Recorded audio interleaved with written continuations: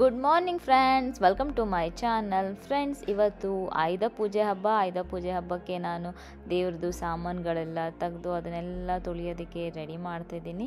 ಅದ್ರ ಜೊತೆಗೆ ಮನೇಲಿರೋವಂಥ ಎಲ್ಲ ಎಲೆಕ್ಟ್ರಾನಿಕ್ಸು, ಟಿ ವಿ ಆಗಿರ್ಬೋದು, ಇದಕ್ಕೆಲ್ಲ ನಾನು ಕುಂಕುಮ ಎಲ್ಲ ಇಟ್ಟು ಫಸ್ಟು ರೆಡಿ ಮಾಡಿಬಿಡ್ತಾ ಇದ್ದೀನಿ. ಯಾಕೆಂದರೆ ಆಮೇಲೆ ಪೂಜೆ ಮಾಡೋದಕ್ಕೆ ಈಸಿ ಆಗುತ್ತೆ. ಅದಕ್ಕೆ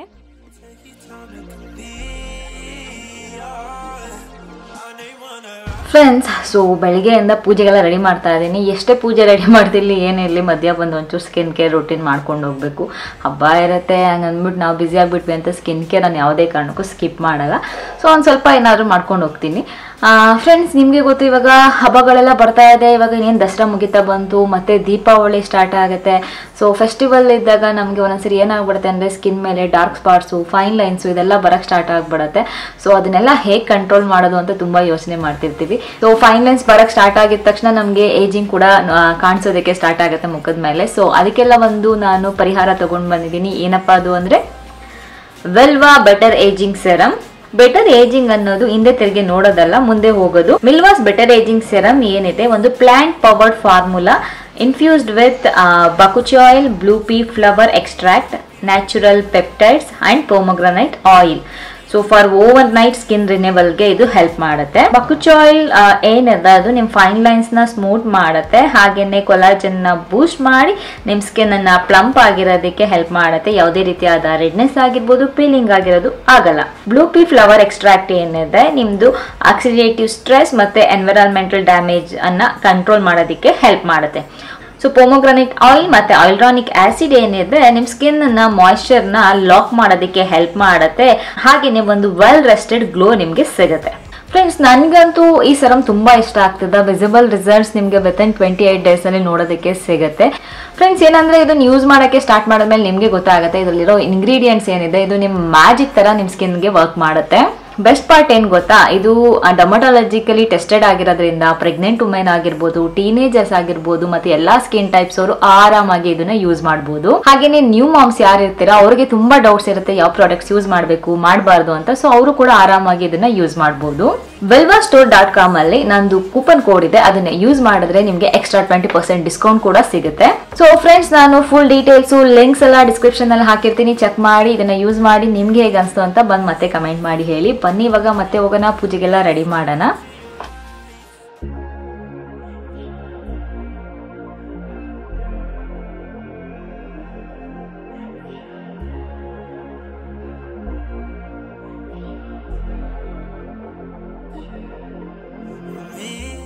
ಸೊ ಪೂಜೆ ಮಾಡಿದ್ದು ನಾನು ಸ್ವಲ್ಪ ತೋರಿಸ್ದೆ, ಯಾಕೆಂದರೆ ಪೂಜೆ ಶ್ರದ್ಧೆಯಿಂದ ಮಾಡಬೇಕಲ್ಲ. ನಾನು ಶೂಟ್ ಮಾಡ್ಕೊಂಡು ನಿಂತ್ಕೊಂಡ್ಬಿಟ್ಟೆ ಜಾಸ್ತಿ ಮಾಡೋಕ್ಕಾಗಲ್ಲ ಅಂತ ಸ್ವಲ್ಪ ನಾನು ಎಲ್ಲ ಅರೇಂಜ್ ಮಾಡಾದಮೇಲೆ ಪೂಜೆಗೆ ಅದು ತೋರಿಸ್ದೆ. ಅದಾದಮೇಲೆ ಪೂಜೆ ಮಾಡ್ತಿದ್ದೆ ನೋಡಿ, ಜಿಯನ್ ಪೂಜೆನೂ ಮಾಡ್ತಿದ್ದಾನೆ, ಅಲ್ಲಿ ಆರ್ಲಿಕ್ಕಿದ್ದಾನೆ, ಅವನ ಜೊತೆ ಮಾತಾಡ್ಕೊಂಡು ಪೂಜೆ ಮಾಡ್ತಿದ್ದಾನೆ. ಸೊ ಎಲ್ಲ ರೆಡಿ ಮಾಡಿದ್ವಿ. ಇವಾಗ ಅವನದೇ ಜಾಸ್ತಿ ನಮ್ಮ ಮನೇಲಿ, ನಮ್ಮ ವೆಹಿಕಲ್ಸ್ಗಿಂತ ಅವನದೇ ಜಾಸ್ತಿ ಇದೆ, ನೋಡ್ಬೋದು ನೀವು. ಸೊ ಅವನದೇ ಪೂಜೆ ಜಾಸ್ತಿ.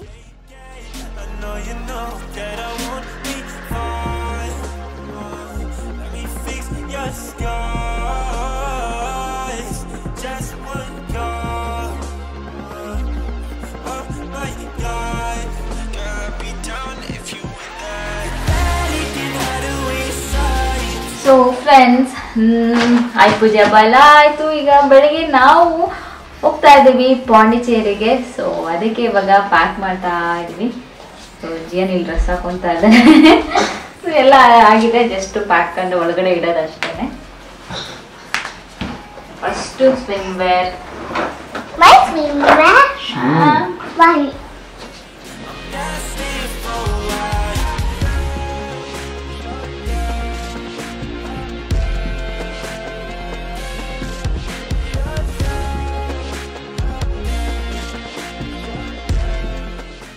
ಪ್ಯಾಕ್ ಮಾಡಿಬಿಟ್ಟು ಮಲಗಿಬಿಡ್ತೀನಿ, ಮತ್ತೆ ಬೆಳಗ್ಗೆ ಈ ವಿಡಿಯೋ ಕಂಟಿನ್ಯೂ ಮಾಡ್ತೀನಿ. Good night friends. ಇವಾಗ ರೆಡಿಯಾಗಿದ್ದೀವಿ. ರಾತ್ರಿ ಪ್ಯಾಕ್ ಮಾಡೋದೇ ನಾನು ಪೂರ್ತಿ ತೋರಿಸೋದಕ್ಕೆ ಹೋಗಲಿಲ್ಲ, ಯಾಕೆಂದರೆ ಯಾವಾಗಲೂ ರೆಗ್ಯುಲರಾಗಿ ಹೆಂಗೆ ನಾವು ಮಾಡ್ತೀವಿ ಹಾಗೆ ಮಾಡಿದ್ದು, ಸ್ಪೆಷಲ್ ಅಂತ ಇಲ್ಲ, ಏನೂ ಇಲ್ಲ. ಅದಕ್ಕೆ ಏನು ಜಾಸ್ತಿ ತೋರಿಸೋದಕ್ಕೆ ಹೋಗಿಲ್ಲ. ಸೊ ಇವಾಗ ಚಂದು ಕಾರ್ ತೊಗೊಂಬರಕ್ಕೆ ಹೋಗಿದ್ದಾರೆ. ಬೇಸ್ಮೆಂಟಲ್ಲಿದೆ ಕಾರು. ಸೊ ಚಂದು ಕಾರ್ ತೊಗೊಂಬರಕ್ಕೆ ಹೋಗಿದ್ದಾರೆ. ಜಿಯಾನ್ ಅಲ್ಲಿ ಹೋಗ್ಬೇಡ ಬಾ. ಸೊ ಜಿಯನ್ ಕೂಡ ರೆಡಿಯಾಗಿದೆ. ನಾನು ನಾರ್ಮಲ್ ಇದು ಔಟ್ಫಿಟ್, ಸೊ ಪ್ಯಾಂಟ್ ಮತ್ತು ಇದು ಹಾಕ್ಕೊಂಡಿದ್ದೀನಿ. ಸೊ ಇದು ಆಲ್ರೆಡಿ ಆವಾಗಲೂ ಒಂದ್ಸರಿ ಮುಂಬೈಗೆ ಹೋದಾಗ ಹಾಕ್ಕೊಂಡಿದ್ದೆ ಅನಿಸುತ್ತೆ. ಸೊ ಏರ್ಪೋರ್ಟ್ಗೆ ಆವಾಗ. ಸೊ ನಂಗೆ ಕಂಫರ್ಟಬಲ್ ಆಗಿರುತ್ತೆ ಟ್ರ್ಯಾಕ್ ಪ್ಯಾಂಟು ಮತ್ತು ಇದು, ಮತ್ತು ಇವಾಗ ಸ್ವಲ್ಪ ಕೋಲ್ಡ್ ಇರೋದ್ರಿಂದ ಸ್ವಲ್ಪ ಜಾಕೆಟ್ ಥರನೂ ಇರುತ್ತೆ. ಜಿಯಾನ್ ರೆಡಿ? ಎಲ್ಲಿ ಹೋಗ್ತಿದ್ದೀವಿ? ಪಾಂಡಿಚೇರಿ. ಸೊ ಫಸ್ಟ್ ಟೈಮು ಹತ್ರನೇ ಇದ್ದರೂ ನಾವು ಹೋಗಿರಲೇ ಇಲ್ಲ. ಆಮೇಲೆ ತುಂಬ ಅದು ಇದು ಚಿಕ್ಕಮಂಗ್ಳೂರು ಅಂತ ಅಂದ್ಕೊಂಡ್ವಿ ಫಸ್ಟು, ಆಮೇಲೆ ಅದು ಸಿಗಲಿಲ್ಲ ಯಾಕೆಂದರೆ ಎಲ್ಲ ಬುಕ್ ಆಗೋಗಿತ್ತು. ಆಮೇಲೆ ಅದು ಇದು ಕೊನೆಗೆ ಓಕೆ ಪಾಂಡಿಚೇರಿಗೆ ಹೋಗಿಲ್ಲ, ಮತ್ತು ಸ್ವಲ್ಪ ಹತ್ರನೂ ಇತ್ತು, ಒಂದು 5.5 hours ಡ್ರೈವ್ ಅಷ್ಟೇ. ಸೊ ದೆನ್ ಓಕೆ ಹೋಗೋಣ ಅಲ್ಲಿಗೇನೆ ಅಂದ್ಬಿಟ್ಟು ಡಿಸೈಡ್ ಮಾಡಿದ್ವಿ. ಸೊ ಇವಾಗ ಟೈಮ್ ಬಂದು 7:30 ಆಗಿದೆ. ಸೊ 5.5 ಗಂಟೆ ಜರ್ನಿ ನಾನು ನಿಮಗೆ ತೋರಿಸ್ತೀನಿ. 5.5 ಗಂಟೆ ಜಾಸ್ತಿನೇ ಆಗ್ಬೋದು. ಅದು ಇದು ಮಧ್ಯಾಹ್ನ ಏನಾದರೂ ಬ್ರೇಕ್ ಕೊಡ್ತೀವಿ, ಒಂದು 2 ಸರಿ ಕಾಫಿಗಾಗಿರ್ಬೋದು, ಬ್ರೇಕ್ಫಾಸ್ಟ್ಗಾಗಿರ್ಬೋದು. ಸೊ ಜಾಸ್ತಿನೇ ಆಗುತ್ತೆ. ಇವತ್ತು ಹೋಗಿ ಸ್ವಲ್ಪ ನೋಡೋ ಪ್ಲ್ಯಾನ್ ಇದೆ. ಮೇ ಬಿ ಈ ವ್ಲಾಗು ಹೋಗೋವರೆಗೂ ಮಾಡಿ ನಾನು ಎಂಡ್ ಮಾಡ್ತೀನಿ. ಸೊ ಆಮೇಲೆ ನೆಕ್ಸ್ಟ್ ವ್ಲಾಗ್ ಮಾಡ್ತೀನಿ ನಾನು.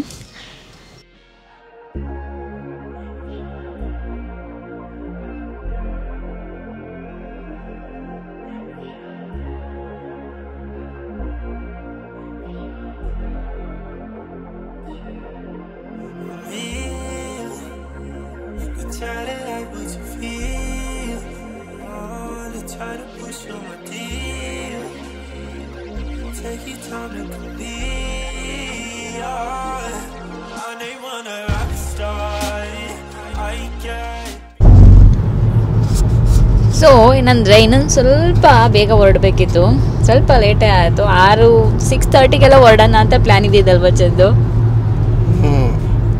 ಆಲ್ಮೋಸ್ಟ್ 7:40. ಯಾರು ಲೇಟ್ ಮಾಡಿದ್ದು? ಜಿಯನ್ ಬೇಬಿನೇ ಲೇಟ್ ಮಾಡಿದ್ದು. ಅದನ್ನು ಎಪ್ಸಿ ವಾಶ್ರೂಮ್ ಕಳಿಸಿ, ವಾಶ್ರೂಮಲ್ಲೇ ಜಾಸ್ತಿ ಟೈಮ್ ಸ್ಪೆಂಡ್ ಮಾಡೋದು ಅವರು ಸ್ಕೂಲಿಗೆ ಹೋಗ್ಬೇಕಾದ್ರೆ, ಎಲ್ಲಿಗೆ ಹೋಗ್ಬೇಕಾದ್ರೂ. ಸೊ ಆಮೇಲೆ ರೆಡಿ ಮಾಡಿಸಿ ಲೇಟ್ ಆಯಿತು. ಸೊ ನಾವು ಪ್ಲ್ಯಾನ್ ಇದ್ದದ್ದು 1 o'clock ಎಲ್ಲ ಅಲ್ಲಿ ಹೋಗಬೇಕು. 2 PM ಚೆಕ್-ಇನ್ ಇದ್ದಿದ್ದು ಹೋಟೆಲು. ಸೊ 12 ಇದು. ಸೊ ಚೆಕ್-ಇನ್ ಮಾಡಿ ಇವಾಗ ಸ್ವಲ್ಪ ಏನಾದರೂ ಡ್ರೆಸ್ ಎಲ್ಲ ಚೇಂಜ್ ಮಾಡ್ಕೊಂಡು ಹೋಗಿ ನೋಡ್ಕೊಂಬರೋಣ ಅಂತ ಪ್ಲ್ಯಾನ್ ಇದ್ದಿದ್ದು. ಬಟ್ ಲೇಟ್ ಆಗ್ತಿದೆ, ಏನು ಮಾಡೋಕ್ಕಾಗಲ್ಲ. ಒಂದೊಂದ್ಸರಿ ಅಂದ್ಕೊಂಡಿರ್ತಾರ ಆಗಲ್ಲ. ನೋಡೋಣ, ಆದಷ್ಟು ಟ್ರೈ ಮಾಡ್ತೀವಿ ಜಾಸ್ತಿ ನಿಲ್ಲಿಸ್ದೆ ಹೋಗೋದಕ್ಕೆ. ಬಟ್ ಗೊತ್ತಿಲ್ಲ. ಚಂದು ಪಾಂಡಿಚೇರಿ ಫಸ್ಟ್ ಟೈಮ್, ನೀವು ಸೆಕೆಂಡ್ ಟೈಮ್. ಯಾವಾಗ ಹೋಗಿದ್ರಿ? ಮೋಸ್ಟ್ಲಿ ಯುವರ್ ಸ್ಟೋರಿ ಇವೆಂಟ್ ಒಂದು ಮಾಡಿದ್ವಿ ಅನ್ಸುತ್ತೆ, ಇಲ್ಲ ಕಾಲೇಜ್ ಫ್ರೆಂಡ್ಸ್ ಜೊತೆ.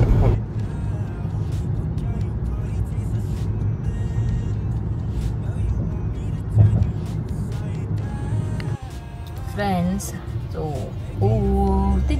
ಆಗ್ಬಿಟ್ಟಿದೆ ಇಲ್ಲಿ. ಏನಕ್ಕೆ ಅಂತ ಗೊತ್ತಿಲ್ಲ, ನೋಡಬೇಕು. ಬಟ್ ಸ್ಲೋ ಆಗೇನೋ ಮೂವ್ ಆಗ್ತಾ ಇದೆ. ಕೆಲವರೆಲ್ಲ ಹಾಗೆ ವಾಪಸ್ ಬರ್ತಾಯಿದ್ರು. ನಾವು ಇದೇನಕ್ಕೆ ಹಿಂಗೆ ವಾಪಸ್ ಬರೋಂಗಿಲ್ವಲ್ಲ ಅಂತ ಅಂದ್ಕೊಂಡ್ವಿ. ಇಲ್ಲಿ ಜಾಮ್ ಆಗಿದೆ ಅದಕ್ಕೆ. ಜಿಯನ್ ಬೇಬಿ ಅವರು ಪಾಚೋಬಿಟ್ರು. ನಾವು ಬ್ರೇಕ್ಫಾಸ್ಟ್ಗೆ ಎಲ್ಲಿ ಮಾಡೋದು ಅಂತ ಅನ್ಕೋತಾ ಇದ್ದಾಗ ಚಂದು ಒಂದ್ಸರಿ ಅವ್ರ ಆಫೀಸಿಂದ ಹೋಗ್ಬೇಕಾದ್ರೆ ಮುರುಗನ್ ಇಡ್ಲಿಗೆ ಹೋಗಿದ್ರಂತೆ. ಅಲ್ಲಿ ಚೆನ್ನಾಗಿದೆ, ಅಲ್ಲೇ ಹೋಗೋಣ ಅಂದರು. ಸೊ ನಾನು ಆನ್ ದ ವೇ ಹೋಗ್ಬೇಕಾದ್ರೆ ಯಾವುದು ಚೆನ್ನಾಗಿರುತ್ತೆ ಅಂತ ರೆಸ್ಟೋರೆಂಟ್ಸ್ ಸರ್ಚ್ ಮಾಡಿದಾಗ ಅದೇ ಬಂದಿತ್ತು. ಸೊ ಅದಕ್ಕೆ ಹೋಗೋಣ ಅಂತ. ಬಟ್ ತುಂಬ ಜಾಸ್ತಿ ಜನ ಇರ್ತಾರೆ ಅಂತ ಇದೆ. ನೋಡಬೇಕು ಎಷ್ಟು ಜನ ಇರ್ತಾರೆ ಏನು ಅಂತ, ವೆಯ್ಟಿಂಗ್ ಇರುತ್ತೆ ಅಂತ. ನೋಡೋಣ, ಟ್ರೈ ಮಾಡೋಣ.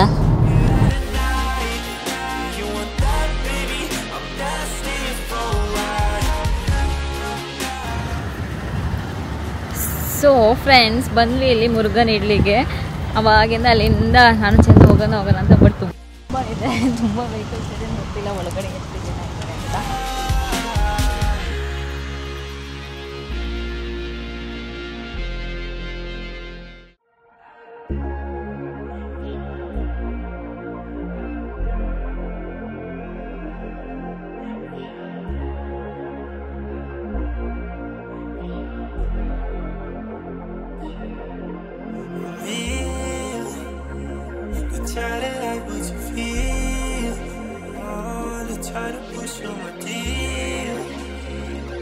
Take your time to complete. I ain't wanna rock star. I get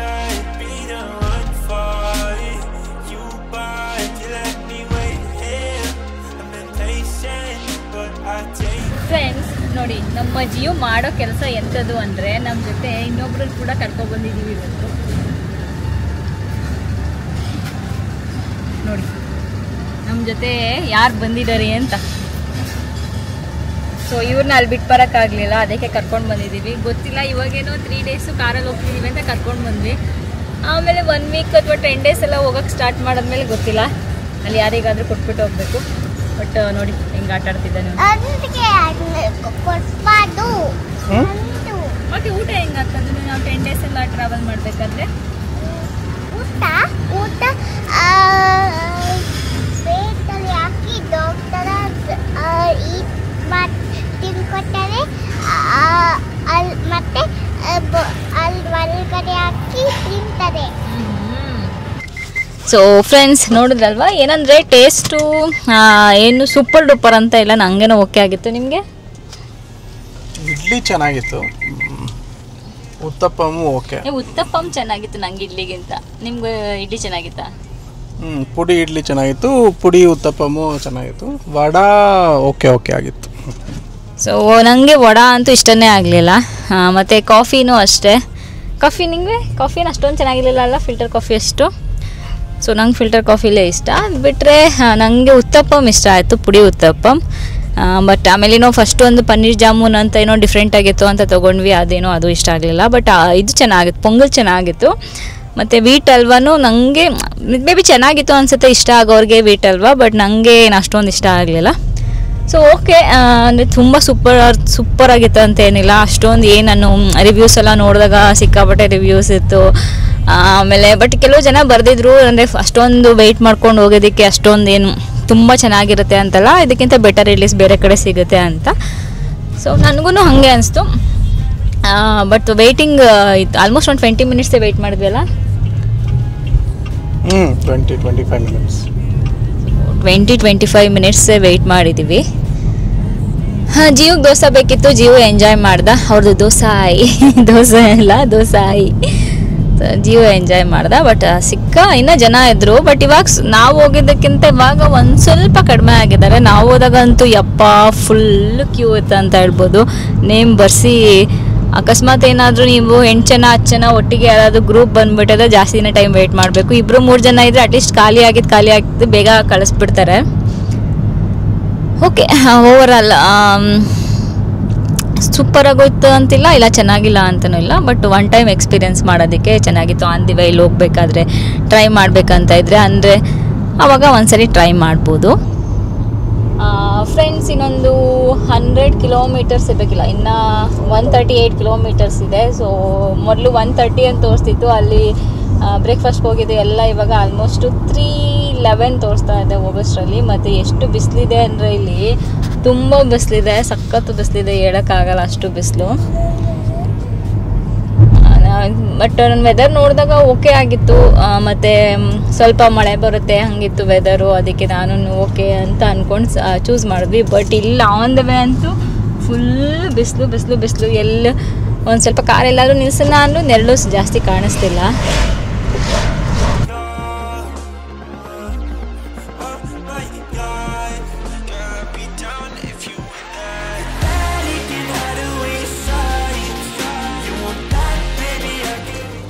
so friends, ಸದ್ಯ ರೀಚ್ ಆದ್ವಿ. ಆಲ್ಮೋಸ್ಟ್ 3 o'clock ಆಗಿದೆ ಇವಾಗ. ಜಸ್ಟ್ ರೀಚ್ ಆದ್ವಿ. ಇವಾಗ ಒಂದು ಕ್ವಿಕ್ ರೂಮ್ ಟೂರ್ ಕೊಟ್ಬಿಟ್ಟು ನಾನು ಈ ಬ್ಲಾಗ್ನ ಎಂಡ್ ಮಾಡೋಣ ಅಂತ ಅಂದ್ಕೊಂಡಿದ್ದೀನಿ. ಸೊ ನಾವು ತುಂಬ ಸರ್ಚ್ ಮಾಡಿದ್ವಿ, ಕೊನೆಗೆ ಇದೊಂದೇ ಯಾವುದೋ ಸಿಕ್ಕಿದ್ದು 5 ಸ್ಟಾರ್ ಹೋಟೆಲ್ಲು ಅಂದ್ಬಿಟ್ಟು.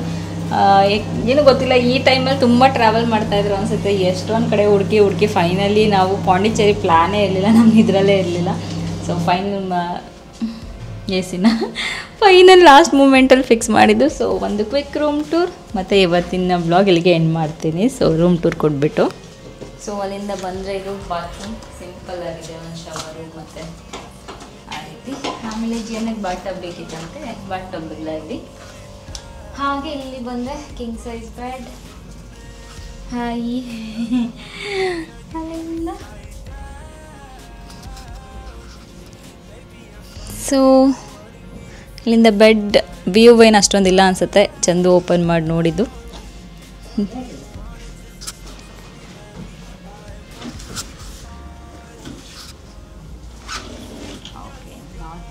ಪರವಾಗಿಲ್ಲ.